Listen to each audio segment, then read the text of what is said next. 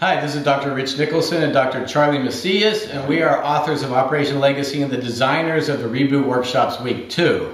We're coming to you today because we want to give you an overview of the requirements or the skills that are necessary to be a successful facilitator for Week 2 of the Reboot Workshops, and you may be investigating and thinking about wanting to become part of the team. That's right. Thank you, Rich.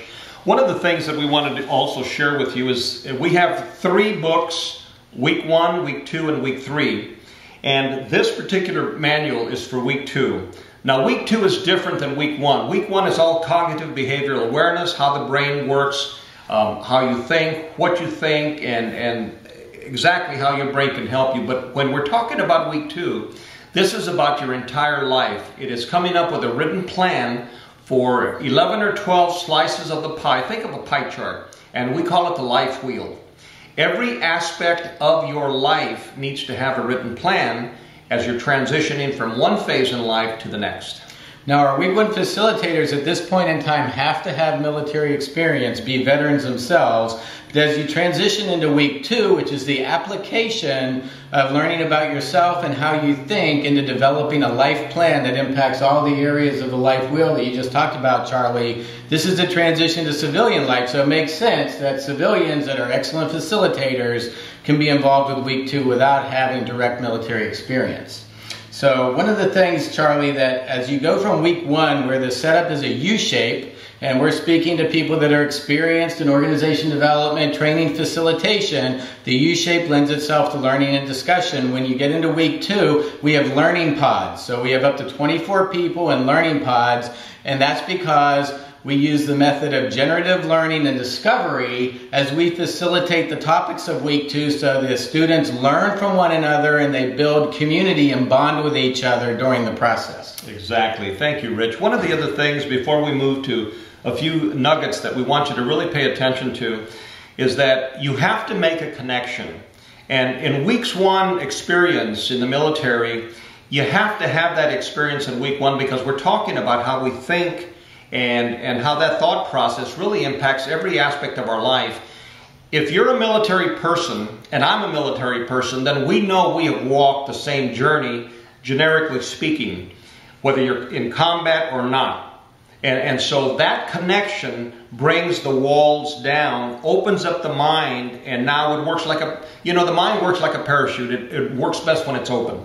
And so in Week 1, that's super important. But as we're talking about Week 2 now, transitioning to civilian life, as Rich just mentioned, there are a few golden nuggets that we want you to really pay attention to. And here's the key to any of the weeks, any of the 3 weeks. You have to make a connection from right here. It's just not understanding the concepts and the principles. If you don't make the connection, then we're missing an opportunity. Think about swimming across a lake and stopping right here. And here's the shore. Well, you have to make that connection. You have to hit shore. And by making that connection, they will then take the information and learn how they can apply it in their life. We talk about taking the information from your head to your heart to your hands and your feet. And it's not only connecting your heart to the participants' hearts, but connecting the hearts of them together. So they're building a community as they go through the 20 exercises in Week 2 through a standardized format. They're sharing stories, you as a facilitator are sharing stories, and you're creating an environment for generative learning. Generative learning is when everyone gets their own ideas and thoughts and opinions on the table and they can learn from one another. Exactly. Thank you, Rich. One of the other things also is adult learners want to be involved. If it's one-way delivery, they'll fall asleep on you. And that's the way the military typically has trained us, is one-way delivery. Here, it's totally the opposite. It's 180 degrees, just the opposite. If you don't have that interaction, you'll tune them out. Absolutely. So the skills that you need to bring to the job, which you cannot learn on the job in this case, is the ability to connect with the participants and enable them to connect with one another. A very heartfelt connection. The exercises really get personal with the students, and it brings them to tears many times. It's very emotional, even for Navy SEALs that have been out in the battlefield. It's a very emotional process of learning about yourself and learning with one another. So in order to do that, we have a structured set of 20 exercises, and we follow the same structure through those exercises while you're connecting with the student and bringing your own stories to it. So the way we go through this, Charlie, is the first thing we do is we introduce the topic.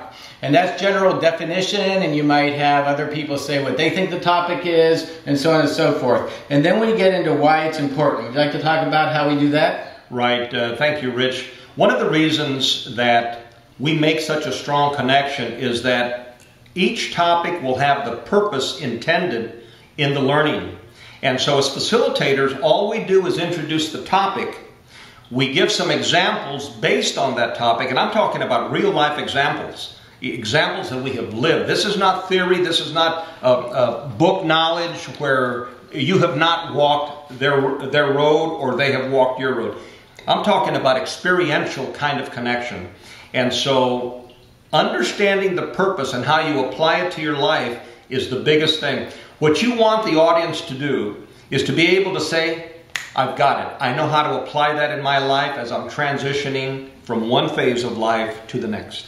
These exercises help the participants document where they've come from birth to present, where they are now, who they are now, and how are they going to get to the vision of the future. So it's a holistic approach. It's a holistic of someone looking at their entire life and what it could be in the future. It's aligning their purpose and their vision and their values and their gifts and their skills. And each of these 20 exercises will illuminate that part of them. And while they're going through that, they actually are building initial action plans in the key areas of their life. So we've talked about introducing the topic, why it's important, sharing personal stories. Then there's a tabletop exercise for each of the topics. Right. And when you're facilitating the table topics, what you do is you make the introduction, you give your example, they connect, and then you ask them, come up with some ideas at each table as to how this would apply in your life and why it's important at this juncture of your life as you're transitioning from one phase to the next in life. And they have to be able to make that connection. And then after the discussion, whether it's 5, 6, 7 minutes of working, then introspection comes into play. They fill out, they journal in each exercise their thoughts, how it applies, and then someone from the table reports out the aggregate ideas and the nuggets that they took from that topic and discussion. The tabletop exercises often have them working in pairs or in sets of 3 or as a table themselves, so they learn as they're going through this. They share with one another. They've bonded through week 1, and now they become a community in week 2 and a family in week 2. So after they're going through all of this in their table, then we usually have a large group discussion. We want to mine what they've learned. So it's what are the learning points, but then how can you apply that learning to your life and actually start filling out the action plan right there in class. Exactly, exactly. One of the biggest exercises in this whole week 1 and week 2 and week 3 is journaling. And the reason you want to document and journal not only your thoughts but your experiences is that we're asking you to make this your own life's owner's manual. When you buy a vehicle, you have an owner's manual. Well, this is your owner's manual, and especially in week 2, because week 2 covers your entire life. It's not just about one slice of the pie helping you get a job.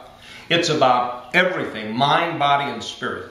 Absolutely. So as we kind of summarize and close this session, Charlie, the skills that you need to be a successful reboot facilitator for week 2, you have to be able to introduce a topic and then create an environment for dialogue, crosstalk and dialogue. You have to be very comfortable with ambiguity. You have to be comfortable with silences and using silence as a strength. Right. And you have to be able to guide people towards a future direction, a North Star. The light bulbs come on differently with people, as you know, if you have experience facilitating, you know, through a life-changing experience like this. And we want to make sure that you're going to be successful and that the students are going to be successful. So we created this video so that you can really see what it's all about before you go take the next steps of becoming a facilitator with Reboot. Exactly. And just as a final note, an FYI for all of you that are viewing this video, Rich and I have about 25 years experience with the Boeing Company, the largest aerospace company in the world, facilitating not only production teams, office teams, engineering teams throughout the entire world of Boeing. And so that's where our experience comes from. We're also behavioral psychologists, and organizational psychologist as opposed to clinical, but facilitation is so key. And all you have to do, think about Disneyland.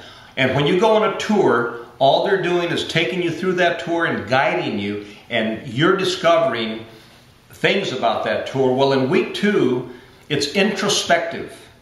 You have to be able to look in the mirror and be comfortable in your own skin so that you can discover and develop and take it from this step moving forward. That's right. So I think in summary, the content we've designed for week 2, which has proven itself with over 1,200 graduates and many, many people going through the exercises, even recognized by the White House Champion of Change program. It's a combination of corporate and organization development, which focuses on human performance and on getting to the next level in your life. We also include personal development, where how you can be on your own journey of personal mastery. And thirdly, with our third partner, Joyce, licensed family therapist, therapeutic approaches that are combined in this to have a really total holistic learning experience focused on getting from where you are to the next level of where you want to be. We make a point to say we do not do therapy, we do not do group therapy, clinical psychology or not. This is for people that are ready to reintegrate back into the world, and they need to find out who they are so they can put together a robust life plan for a life of purpose, meaning, and happiness. Exactly. Think about, as a final note, think about Maslow's hierarchy of needs. At the pinnacle, you've got self-actualization. Self-actualization, becoming the best human being that you can to fulfill your own life wherever you may be now. And that's really what it is. And people come from different spaces in life, different phases in life. Life is about seasons. And so whatever season your students are in, you as a facilitator are going to help them make that connection, but most importantly, apply what you have helped them facilitate as far as the workshop. Right, so if you're considering looking into becoming a REBOOT Facilitator, you want to be able to be comfortable with what we're telling you so you can hit the ground running with just minimal training. We just have a very short, one day maybe, train the trainer session, so you have done this before and you're just bringing it into the environment for military transition to civilian life. Right. Right? All right. So thank you very much. Thank you, Charlie. We look forward to meeting you if you come on the journey with us, and God bless. Take care.